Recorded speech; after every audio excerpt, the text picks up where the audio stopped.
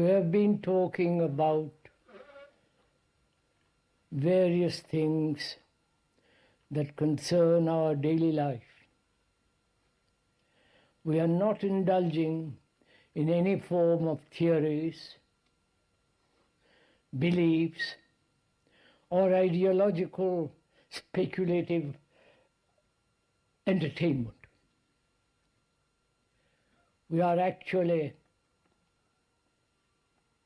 deeply concerned, I hope, with our daily life and find out if it is at all possible to bring about a radical change in the ways of our life. Because our life is not what it should be. We are confused, miserable, sorrow-ridden, struggling from day after day till we die. And that seems to be our lot, this endless conflict. Not only in our personal relationships, but also with the world, which is deteriorating from day to day, becoming more and more dangerous, more and more unpredictable, uncertain, where the politicians and the nations are seeking power. And we should also talk over together this morning, I think, about freedom. Whether man can or woman, when I use the word man, I include the woman. I hope you don't mind women's lib.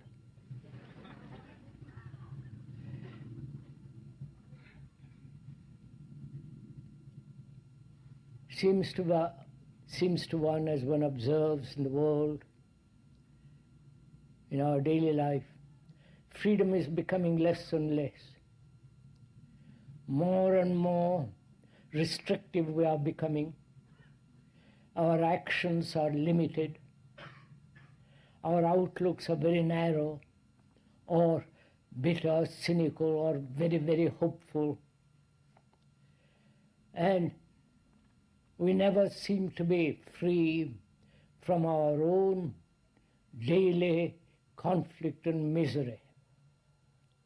Completely free from all the travail of life. And I think we should talk over together this question of freedom. Of course, in the totalitarian states, there is no freedom. Here, in the Western world and the Eastern world partly, there is somewhat more freedom. Freedom to change your job, freedom to travel, say what you like, to think what you like, express what you like, write what you like. But even this freedom that one has is becoming more and more mechanical, which is no longer freedom. So I think we should, if we are at all serious, go into this question rather deeply. That is, if you are willing.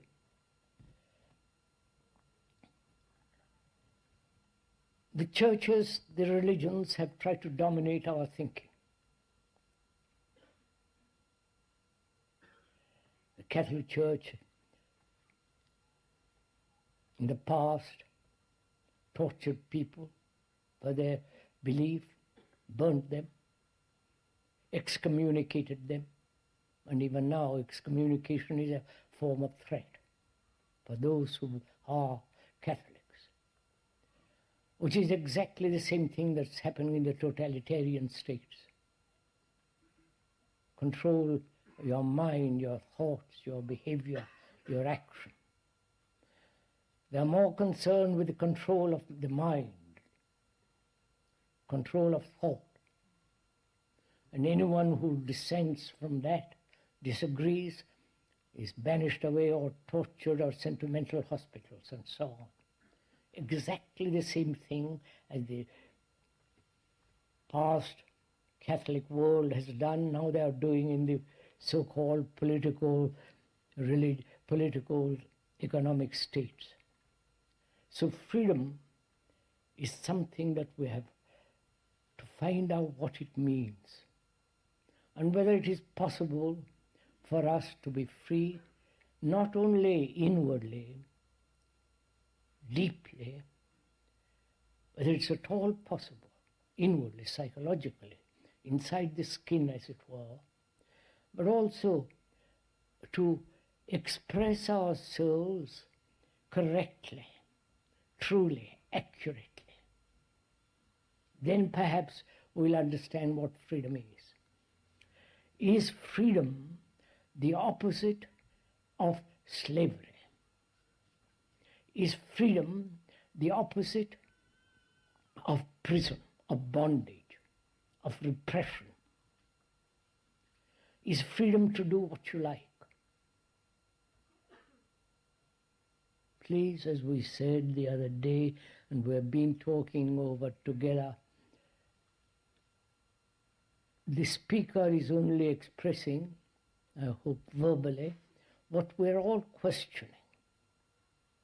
Therefore, you are not listening to the speaker, but listening to the questions which you are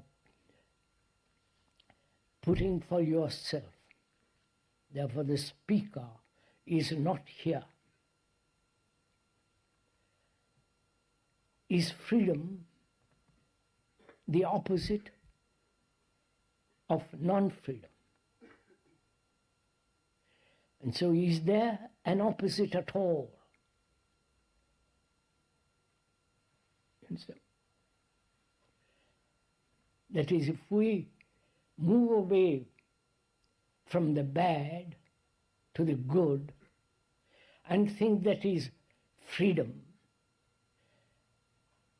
the good being the freedom, if we accept the good, which we can go into presently, what is the good and the bad? Is the good, the goodness, the opposite of that which is not good, which is evil, which is bad? If there are opposites, then there's a conflict. If I am not good, I will try to be good. I will make every effort to be good. That if I'm somewhat conscious, somewhat sane, not too neurotic. So now we're asking, is freedom the opposite of anything? Or if it is freedom, if freedom has an opposite, then is it freedom? Please inquire together in this matter. That is, any opposite, the good and the bad, the very opposite of the bad has in it the opposite of the bad, which is the good has in it the roots of the bad.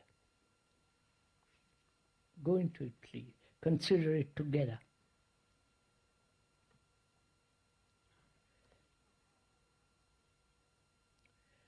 If I am jealous, envious, the opposite of jealousy is a state of mind which is not jealous, a state of feeling. But if it is the opposite of jealousy, that opposite has in it its own opposite. Do we see this? Because we want to go this morning into the question of what is love. Whether such thing exists at all. Or is it merely sensation which we call love? So to understand the full significance and the nature and the beauty of that word which we use as love, we must understand, I think, what is the conflict between the opposites. Whether this conflict is illusory, in that illusion we are caught, which has become a habit, or there is only what is, and therefore there is no opposite to it. I hope this is not becoming too intellectual, is it? Or too verbal or too nonsensical.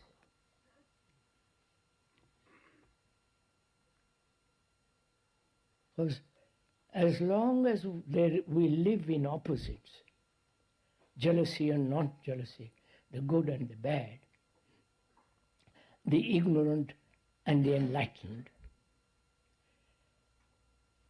there must be this constant conflict in duality.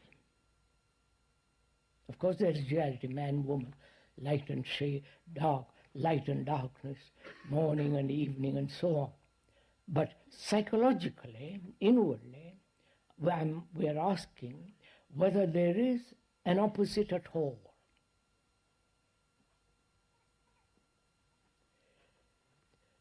Is goodness the outcome of that which is bad?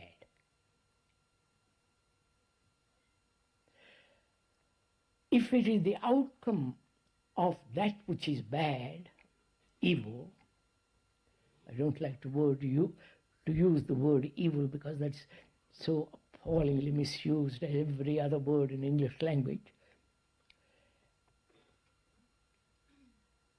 If goodness is the opposite of the bad, then that very goodness is the outcome of the bad. Therefore, it is not goodness. Right? Do we see in ourselves, not as an idea, as a conclusion, as something somebody has suggested to you, but actually, do we see anything born out of an opposite must contain its own opposite? Right? So if that is so, then there is only what is, which has no opposite. Right? Somebody meeting me, we are meeting each other. So as long as we have an opposite, there cannot be freedom.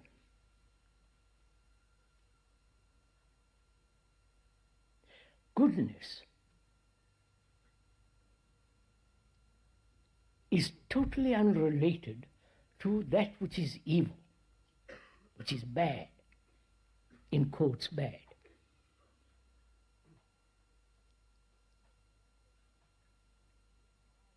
As long as we are violent, to have the opposite, which is non-violent, creates a conflict. And the non-violence is born out of violence. The idea of non-violence is the outcome of being aggressive, abrasive, anger and so on. So there is only violence, not its opposite. Then we can deal with violence. As long as we have an opposite, then we are trying to achieve the opposite. I wonder for me. Ça va?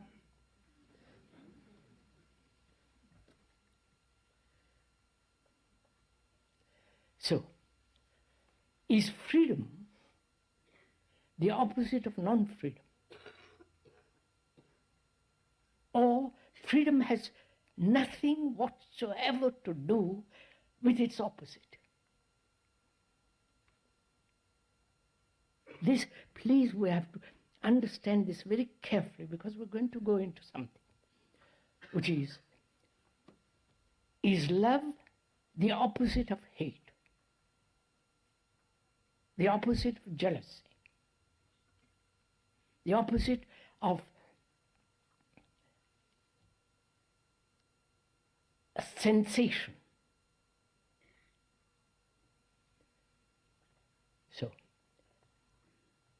as long as we are living in this habit of opposites, which we are, I must not, I am, I shall be, I have been, and in the future something will take place. All this is the activity, the movement of the opposites. Right, so may we go on? Va bene? So we're asking, is freedom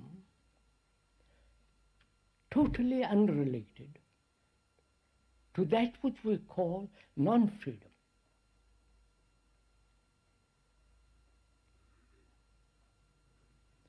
If it is, then how is that freedom to be lived, understood, and acted, from which action takes place? We have always acted from the opposites, right? I'm in prison and I must be free of it. I must get out. I am in bondage to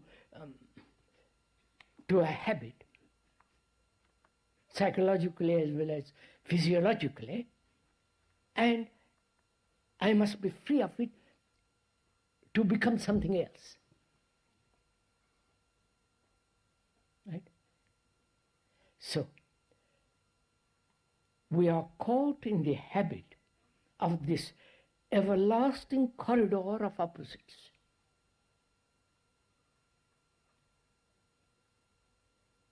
And so there is never an ending to conflict, to struggle, to be this and not that. I think this is fairly clear. Can we go on from there? You're not listening to me. You are discovering this for yourself. If you are, it has significance, meaning, and can be lived daily. But if you are merely accepting the idea of it from another, from the speaker, then you are merely living in the world of ideas. And therefore, the opposites remain. The word idea, the root meaning of it from Greek and so on, is to observe. See what we have made of that word. Just to observe and not conclude or make an abstract from what you have observed into an idea.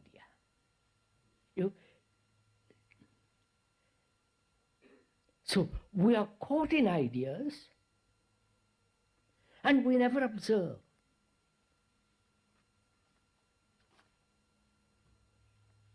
If we do observe, we make an abstraction of it into an idea. So we are saying freedom is unconnected with bondage, whether it is the bondage of habit, physical or psychological, bondage of attachment and so on. So there is only freedom, not its opposite. If we understand that, the truth of it, then we will deal only with what is, and not with what should be, which is its opposite. Got it? Are we meeting each other somewhere? Right? May we go on? So that is very clear.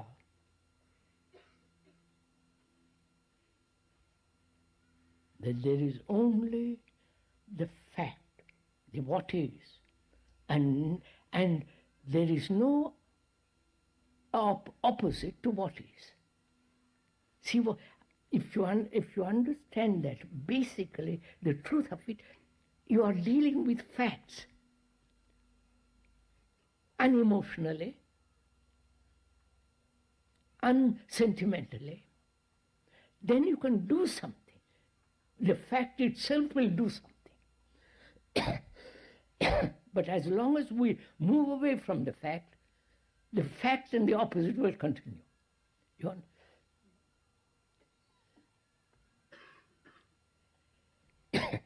So we are asking now if that is clear, not because somebody said so, because you have discovered this for yourself. Fundamentally, it's yours, not mine. Then we can proceed to inquire into this whole question, which is very complex. What is love?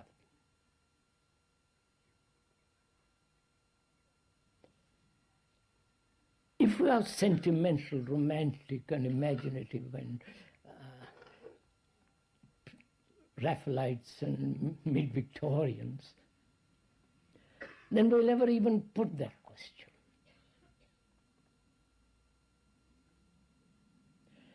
But if we put aside all sentiment, all emotional response to that word, or have any conclusions about that word, then we can proceed sanely, healthily, rationally into this question of what is love. Do you understand? Right? So first of all, are we approaching the question without emotive, without sentiment, without prejudice?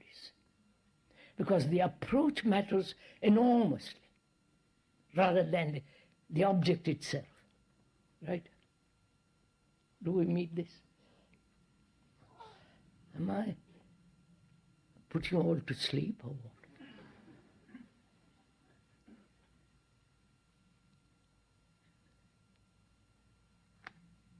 So do we know how we approach this question? Are we aware of our approach to it? Say, yes, I know what love is. And therefore you stopped inquiring. So, as we said, the approach to the problem is more important than the problem itself.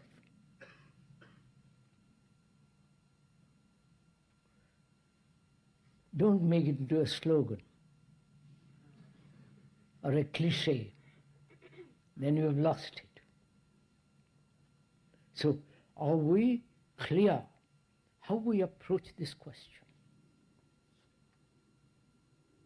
If the approach is correct, accurate, in the sense there is no personal conclusion or opinion or experience, then you are approaching it afresh. And you are approaching it with a sense of deep inquiry.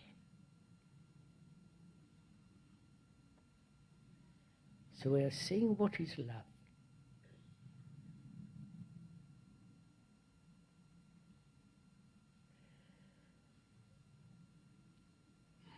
Theologians have written volumes about it. The priests throughout the world have given a significance to it. Every man and woman throughout the world gives a specific meaning to it.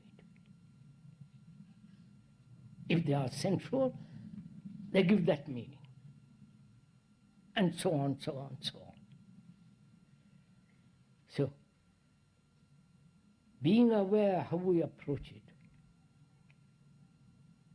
openly, freely, without any motive,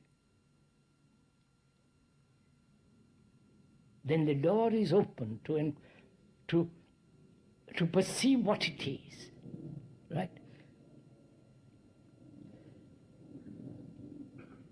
We close the door to perception if we come to it with an opinion, with some conclusion, with our own personal little experience. We close the door and there's nothing you can't investigate. But if you come to it openly, freely, eagerly to find out, then the door opens, you can look through. Right? Please, are we doing this? Because I think this may solve all our human problems. The approach and what is love. In the mechanistic world, it doesn't exist.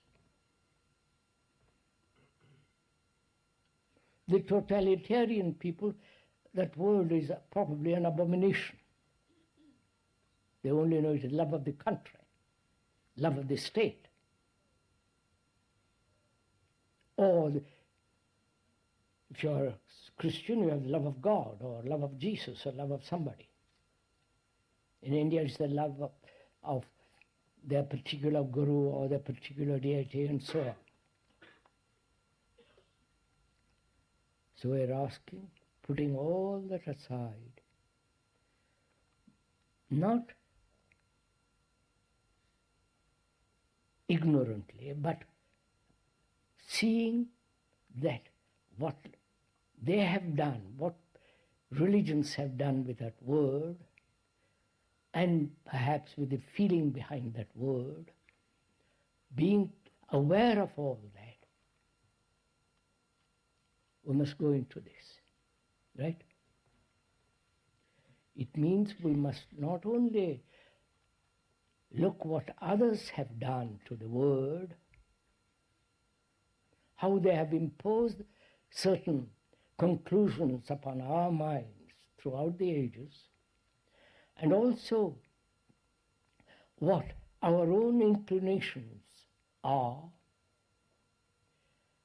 Being aware of all that, let's approach it tentatively. What is love? Is it pleasure?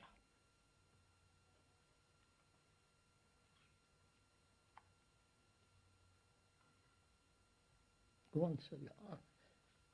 Inquire, dig into yourself and find out. Is it pleasure? For most of us it is. Sexual pleasure, which is called love, sensory pleasure. And that sensory pleasure, sexual pleasure, has been called love. And that apparently dominates the world. It dominates the world because probably in our own lives it dominates us. So we have identified ourselves with that thing called pleasure, identified love with that thing called pleasure. And is love pleasure? Which doesn't mean that love is not pleasure. We must inquire into it. It may be totally something entirely different. But first we must inquire into it. Right? Is love desire?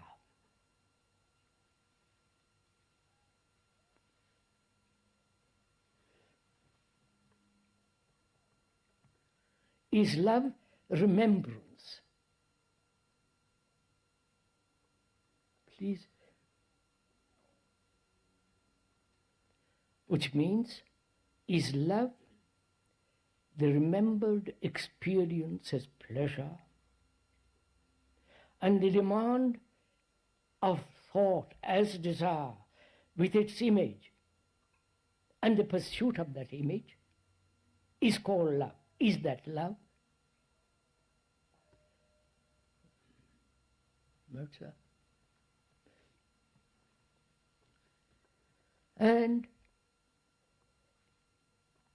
is being attached to a person or to country, to an idea, is that love? Attachment, dependence. Please look into yourself, not listen to me. I'm not worth listening to.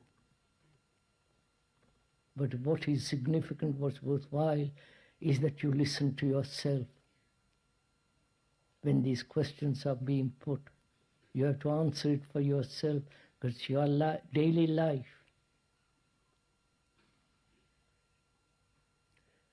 And if attachment is not love,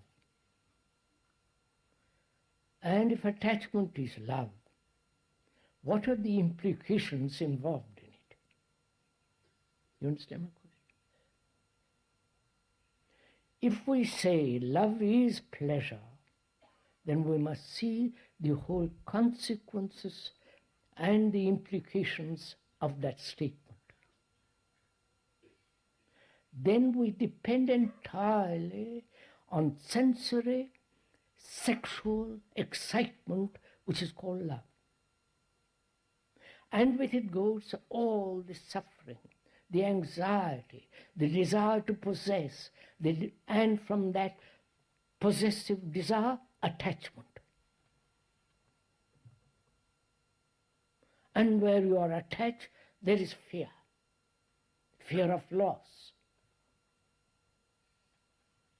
And from that arises jealousy, anxiety, anger, gradual hatredness. Right? And also you must see what are the consequences if it is not pleasure.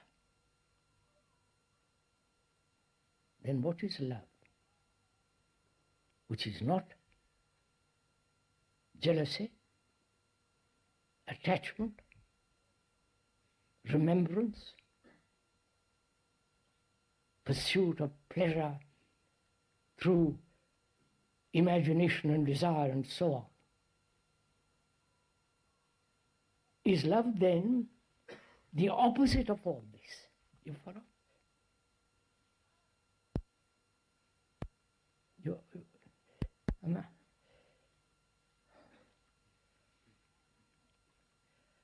I'm lost.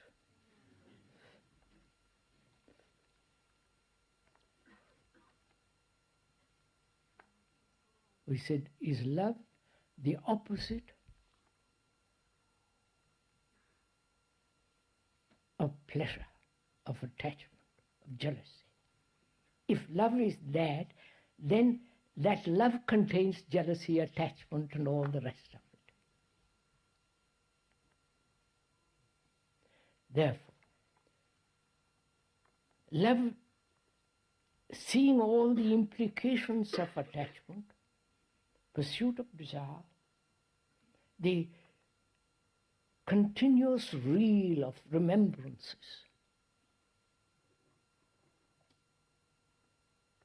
I loved and I am not loved. I remember that particular sexual pleasure or that particular incident which gave me delight.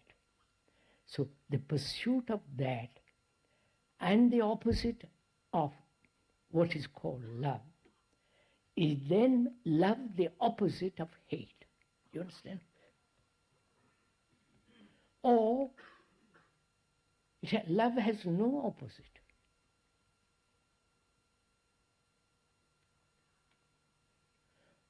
You following all this? fish, it's hot. So we are finding out. Please go with it, you will see something extraordinary come out of this. I don't know what's coming out of it myself, but I can feel something extraordinary coming out of it if we all listen to ourselves, actually. And the religions have made love of God, love of Jesus, love of Krishna, love of Buddha, and follow, totally unrelated to daily life.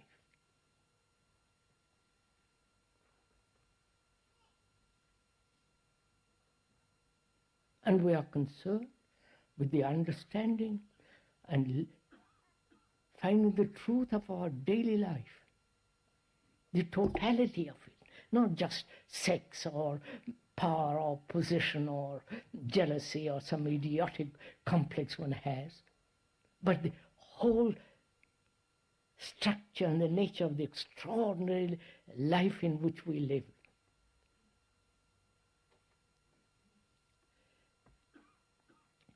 So, as we said, the opposite is not love. If we understand that through negation of what is not, which means not negating or denying in the sense of pushing it away, resisting it, controlling it, but understanding the whole nature and the structure and the implications of desire, of pleasure, of remembrance. Out of that comes this sense of intelligence, which is the very essence of love, right?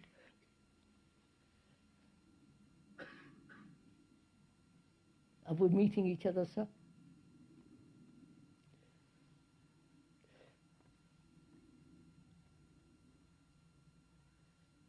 You say this is impossible. I'm young, I'm full of beans, and I'm full of sex. And I want to indulge in it.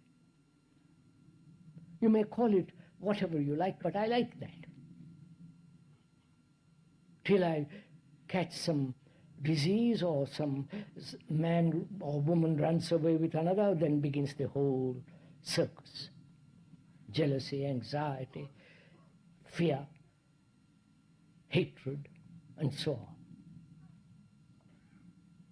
So what is one to do when one is young, full of life, all the glands highly active? What is one to do? Don't look at me.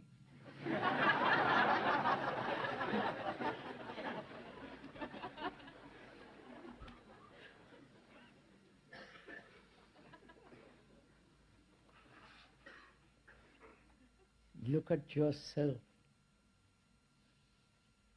which means, please listen, which means you cannot possibly depend on another to find out the answer.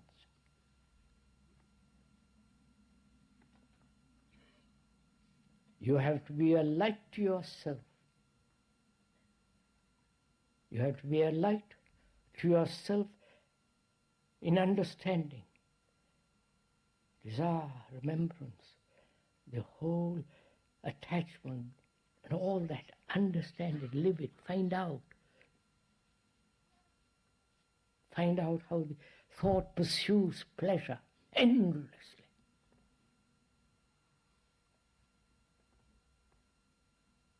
If you understand the depth and the fullness and the clarity of all that, then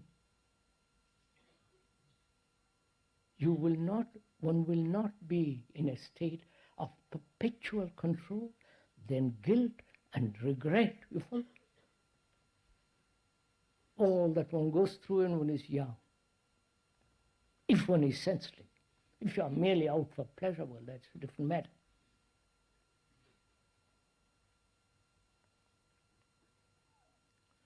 So, love is not the opposite of hate, of desire, or pleasure. So love is something entirely different from all that.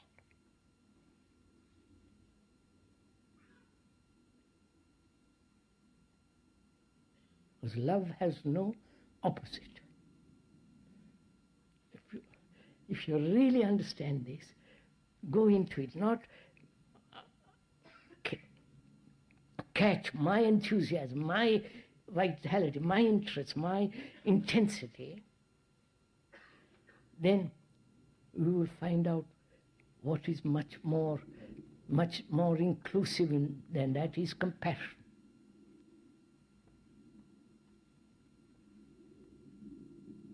The very word is passion for everything. For the rock, for the stray animal, for the birds, for the trees, for nature, for human beings. How that compassion expresses itself is when there is that compassion, actually, not theoretically and all that nonsense. When there is actually that state of compassion, all action from that is action of intelligence.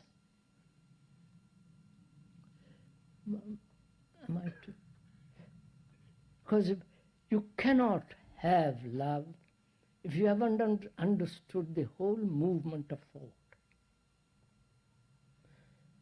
One cannot grasp the full beauty, the significance and the depth of that word without understanding the whole business of attachment. Not intellectually, but actually, whether you are free from attachment.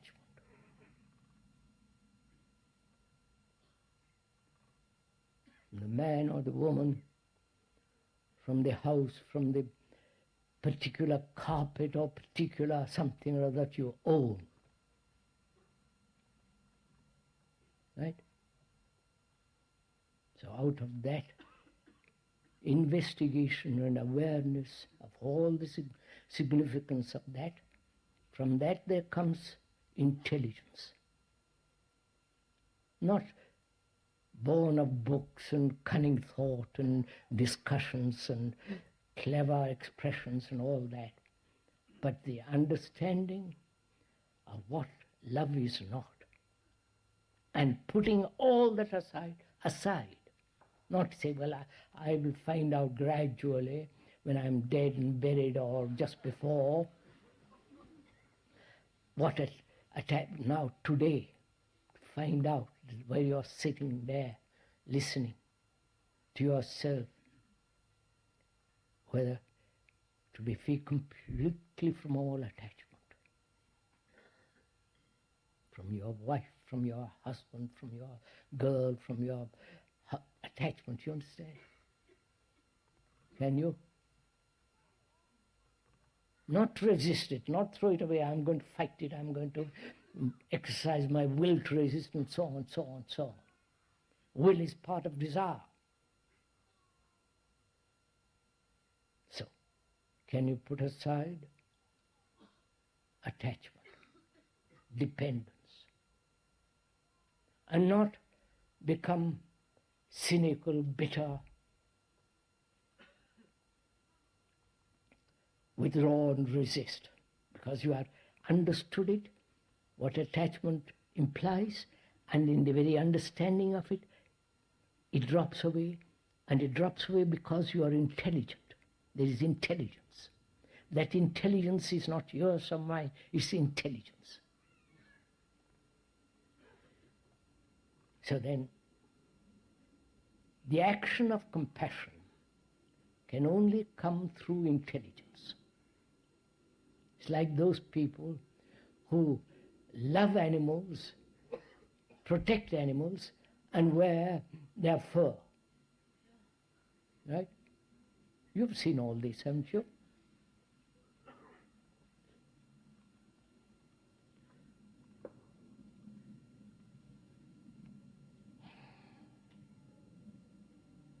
have understood this to its very depth, then we can proceed to understand, inquire into this problem of fear with regard to death.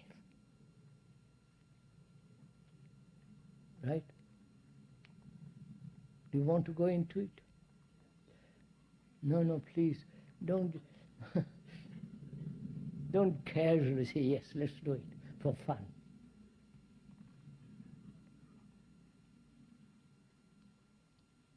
Because most of us, whether we are young or old, whether we are diseased or lame or blind or deaf or ignorant, poor, we are frightened of death.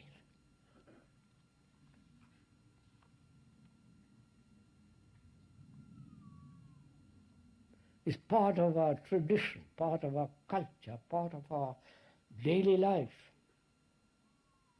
to avoid this thing called death. We have read all about it. We have seen people die. We have shed tears over them and felt this enormous sense of isolation and loneliness. And the fear of all that. And from that there is this great sorrow, grief. Not only the human sorrow of two human beings, but also there is this great sorrow, global sorrow, sorrow in the world. I don't know if you are aware of all this.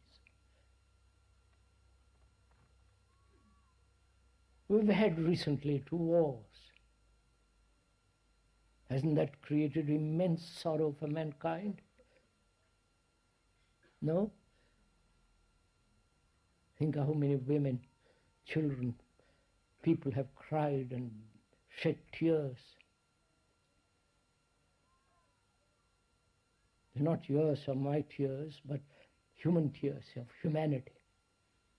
So there is a global sorrow, sorrow of the world, and a particular human being with his sorrow.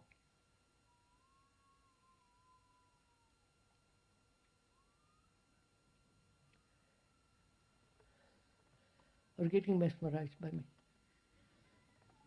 I'm a little angry. I question this all the time because you're so very silent. And I hope that silence indicates the non-movement of physical movement and the non-movement of thought. Does it indicate that you are really deeply concerned, deeply inquiring, putting your whole heart, mind and everything that you have into this understanding of all this?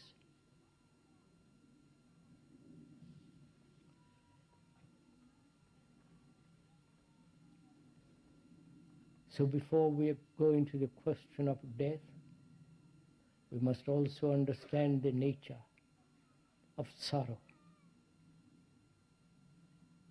Why we shed tears,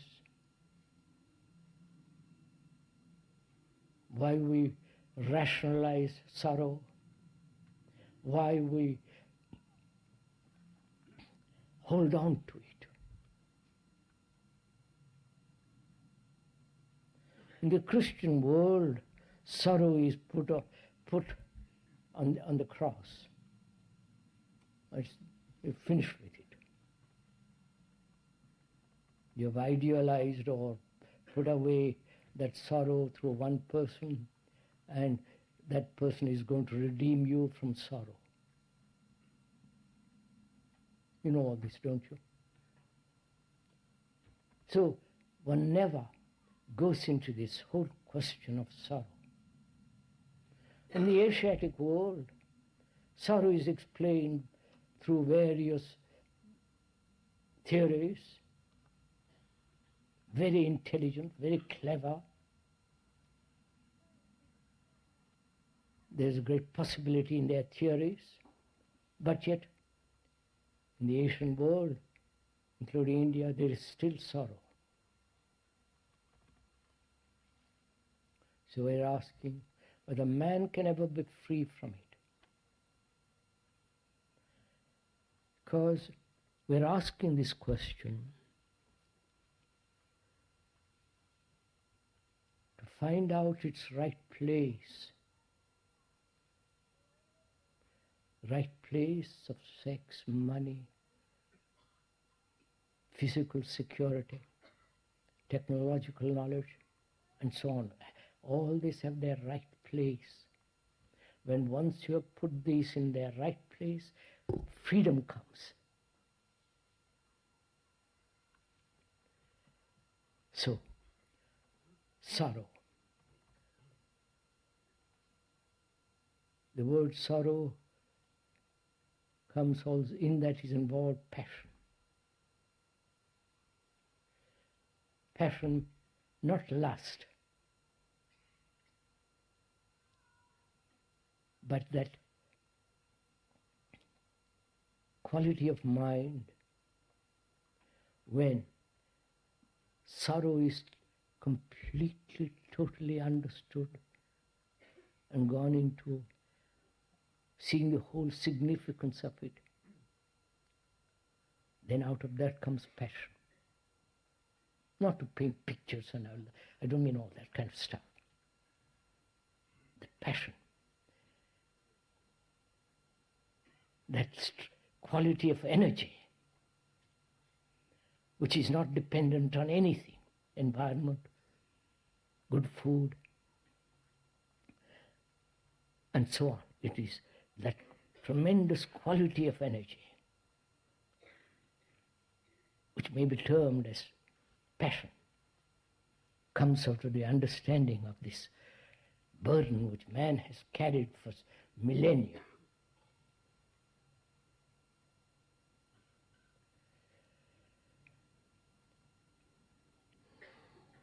Why do we suffer psychologically? You may have physical pain, injury, disease, cripple, and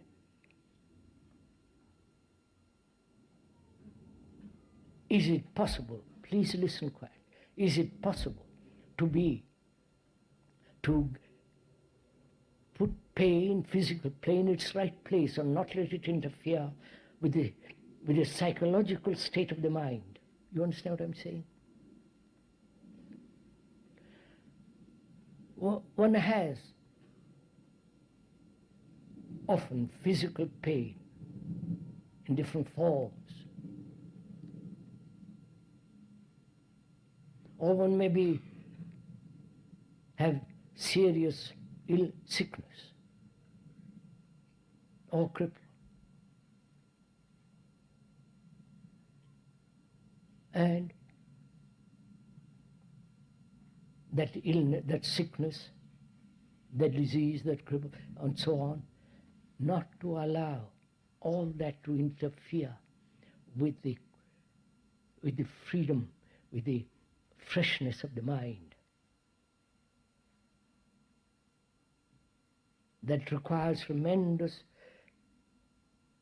awareness, watchfulness, to say physical pain not to be registered. You understand? Psychologically. Are we meeting each other? Huh? You've been to a dentist, haven't you? So all of us have been. And there's considerable pain sitting there by the hour. And not to register that pain at all.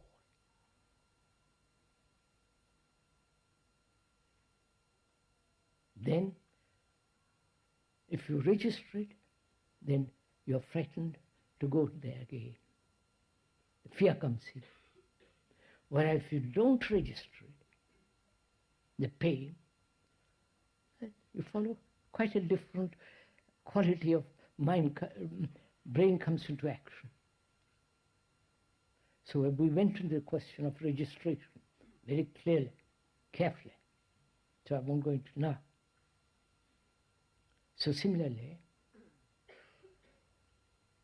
we live with sorrow.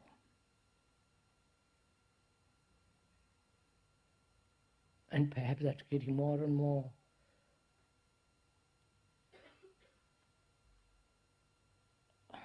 expensive. Through divorce, people are divorced and their children go through a terrible time. The children suffer.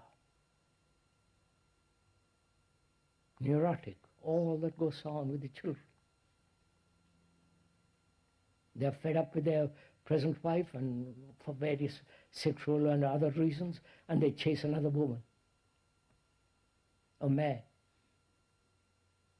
You follow all this. And so there is tremendous suffering in the world. The people who are in prison, the poverty that exists in India and Asia, incredible poverty. And the sorrow of a world of those who live in totalitarian states. We were talking the other day to a person, just in Switzerland we met them, and they were saying, we asked them a question, saying, how do you tolerate all this? He said, we get used to it. No, see what the implications are. We get used to oppression, suppression, fear, watching always what we are saying. We get used to it, as we have got used to our own particular little environment. You understand what I'm saying?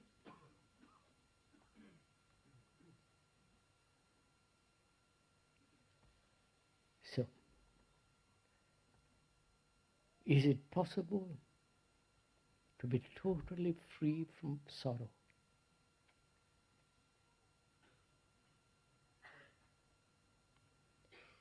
If the mind, if the brain is capable of not indulging in its own misery, in its own loneliness, in its own anxieties, travail and struggle and, fear of that. Therefore, there is no center from which you act. The center being the me, with all the things that we've included in that. As long as that exists, there must be sorrow. So the ending of sorrow is the ending of me, the ego. Which doesn't mean the ending of me implies callousness, indifference, on the contrary.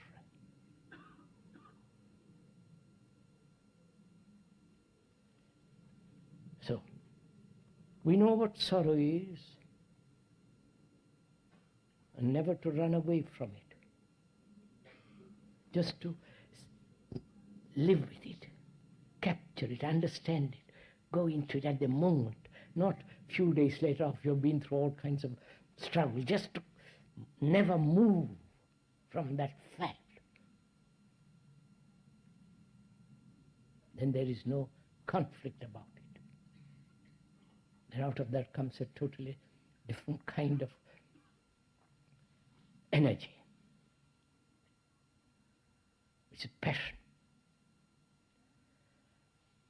So now we'll have to go, if we have time. Oh, we've got some more time. So we can go into the question of what is death. All this is necessary to find out what is meditation. Do you understand?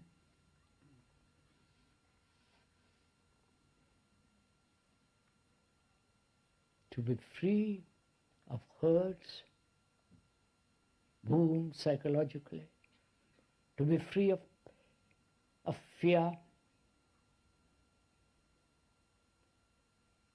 to understand the whole movement of pleasure, the nature and the structure of thought, and the thought that has created the division, the me, and the thing which is observed is not me. You follow? All the divisions. To understand all this and lay the foundation, then one can really meditate. Otherwise you live in illusions, some kind of fanciful daydreaming. Or you go to Japan or Burma, I don't know if you can go to Burma nowadays, Japan, and learn Zen meditation. It's all such nonsense.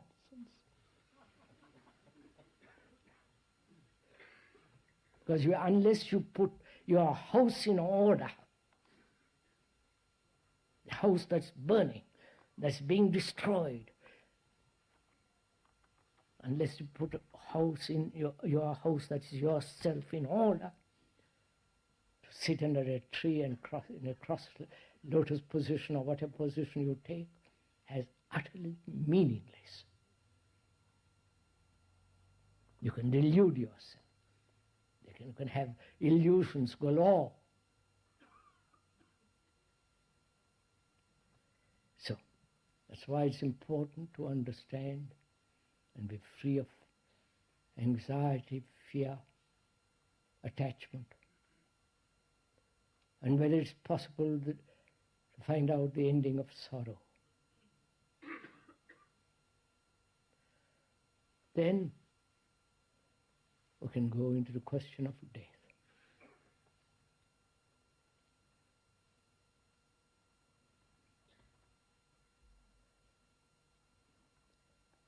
I wonder why we're all so frightened of it.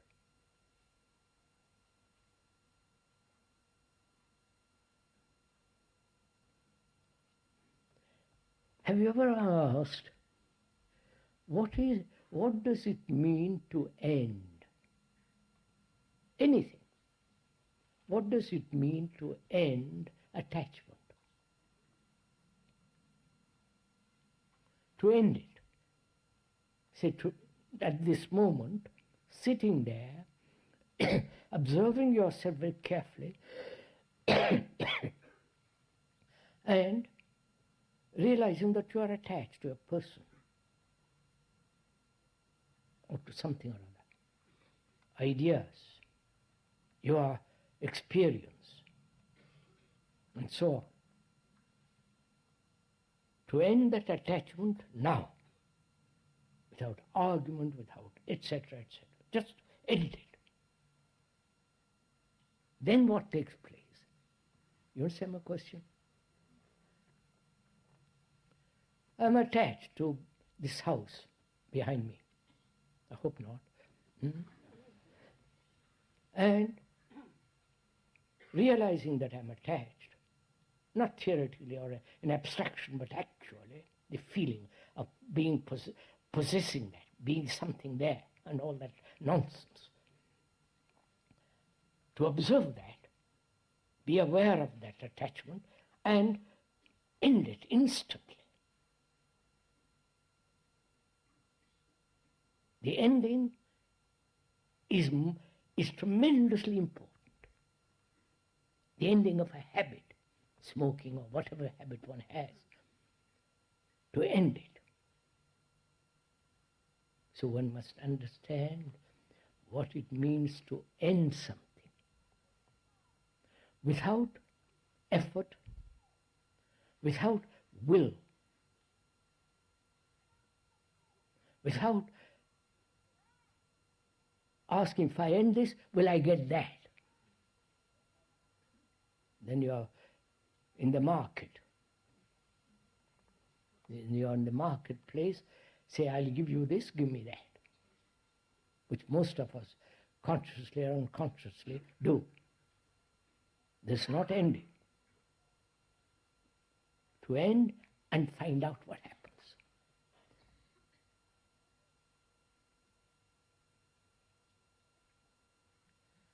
So in this same way, death.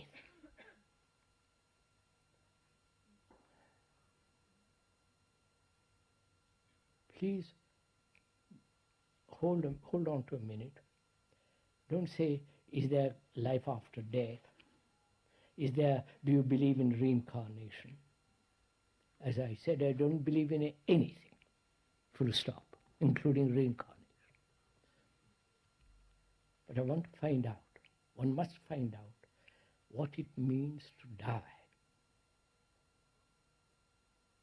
It must be an extraordinary state. That is freedom from the known. You understand this?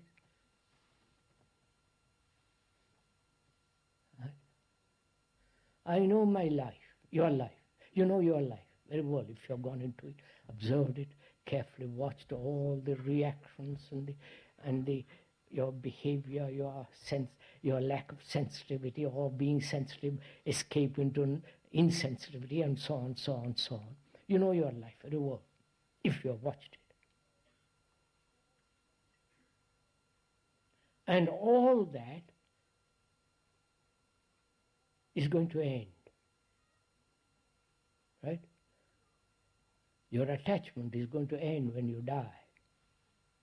You can't carry it with you, but you may like to have it till the last moment, right? So, can you end your habit, one habit, without arguing, rationalizing, fighting it? C'est fini, terminato, over.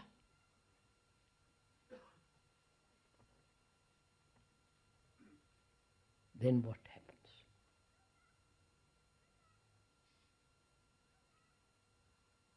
You'll find out only if you don't exercise will, right?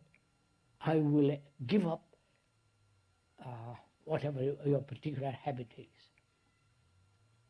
Then you are struggling with it. You are battling with it.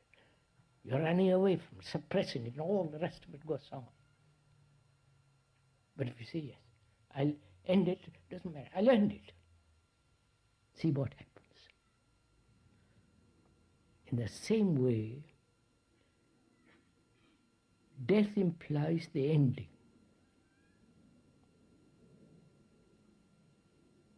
The ending of everything that one has collected during this life. The furniture, the name, the form, your experiences, your opinions, your judgments, your jealousies, your gods, your worship, your prayers, your rituals, everything comes to an end. The brain, which has carried immemorial memories and tradition and thoughts, that brain lacking oxygen peters out. That is, the me, which has collected so much. The me is the collection of all this. Right? That's obvious, no? The me is my fear. The me is my attachment, my anger, my jealousy, my fears, pleasure, my attachment, my bitterness, my aggression. That's the me. And that me is going to come to an end.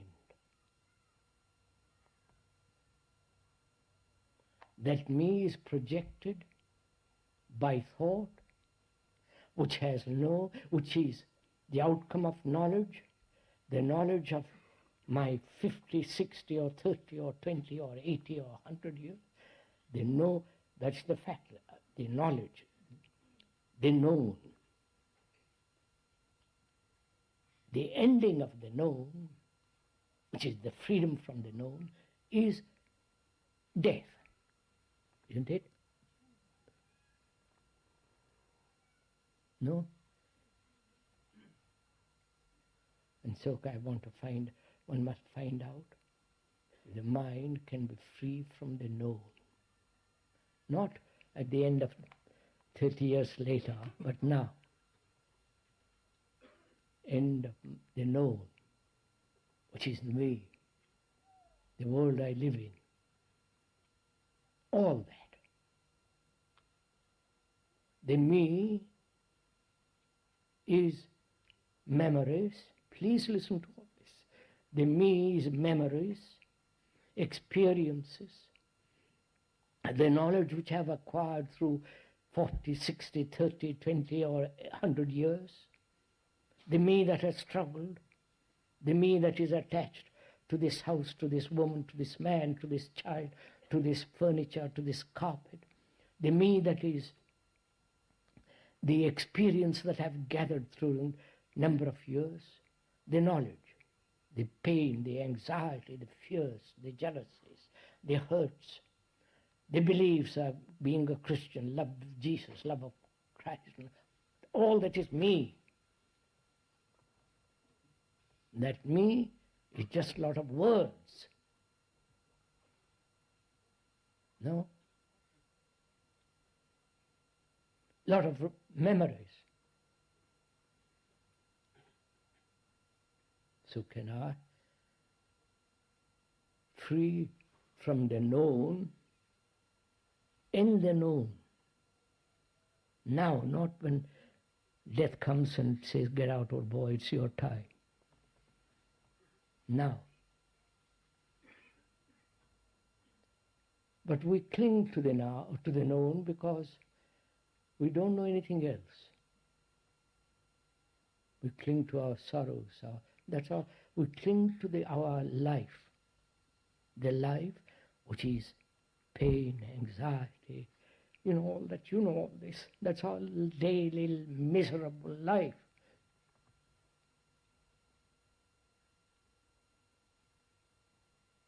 If the mind doesn't cling to it at all,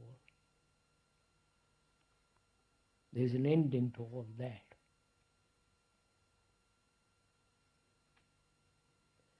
But unfortunately, we never end. We're always saying, yes, all right, I'll end it, but what's going to happen?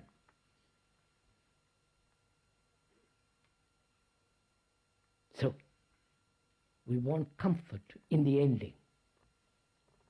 You understand, sirs? So somebody comes along, says, oh boy, believe in this. That'll give you tremendous comfort. All the priests throughout the world come and pat your shoulder or hold your hand when you're crying.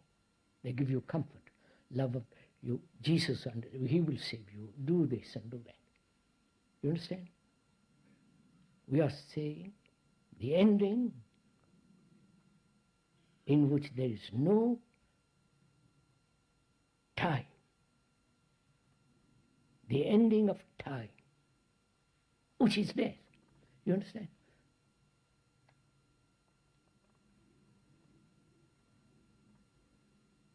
So,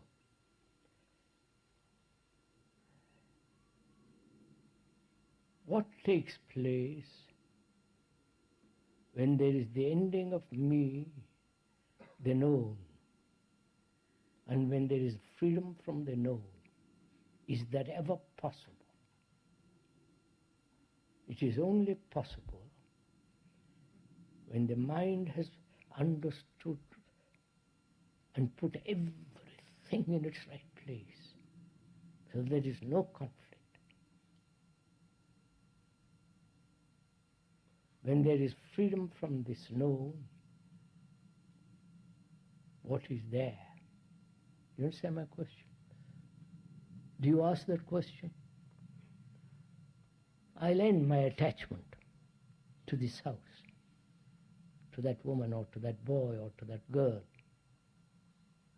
I'll end it. And then what? Don't you ask that? If you do ask it, then what? You have approached the whole problem inadequately. You will never ask that question then what?